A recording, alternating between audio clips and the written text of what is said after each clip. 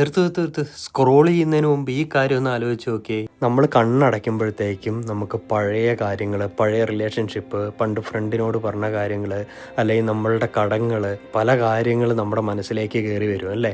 അങ്ങനെ ആ പ്രശ്നങ്ങളെല്ലാം കൂടെ കയറി വന്ന് നമ്മുടെ മൈൻഡ് അങ്ങ് ലോക്കായി പോകും. ഇത് എക്സാക്ട്ലി ഒരു ഫോൺ മെമ്മറി ഫുള്ളായതുപോലെയാണ്. മെമ്മറി ഫുള്ളായി കഴിഞ്ഞിട്ടുണ്ടെങ്കിൽ ഫോൺ ഹാങ് ആവും. അതേപോലെ നമ്മുടെ ചിന്തകൾ തലയിൽ നിറഞ്ഞു കഴിഞ്ഞിട്ടുണ്ടെങ്കിൽ നമ്മുടെ ലൈഫും ഹാങ് ആയി പോകും. ഇത് ക്ലീൻ ചെയ്യാൻ വേണ്ടി ഒരു സിമ്പിൾ വഴിയുണ്ട് കേട്ടോ. ഇതിനെ ബ്രെയിൻ വോമിറ്റിംഗ് എന്നാണ് വിളിക്കുന്നത്. കിടക്കുന്നതിന് തൊട്ട് മുമ്പ് നമ്മളൊരു നോട്ട്ബുക്ക് എടുത്തു വെച്ചിട്ട് നിങ്ങളുടെ അലട്ടുന്ന ആ പ്രശ്നം ആ നോട്ട്ബുക്കിലേക്ക് എഴുതി വെക്കുക. അതോടെ നിങ്ങളുടെ ബ്രെയിൻ വിചാരിക്കും, ഓക്കെ, ആ കാര്യം സേഫായിട്ട് എവിടെയോ സ്റ്റോർ ചെയ്തിട്ടുണ്ട്, ഇനിയിപ്പോൾ അത് ആലോചിക്കണ്ടെന്ന്.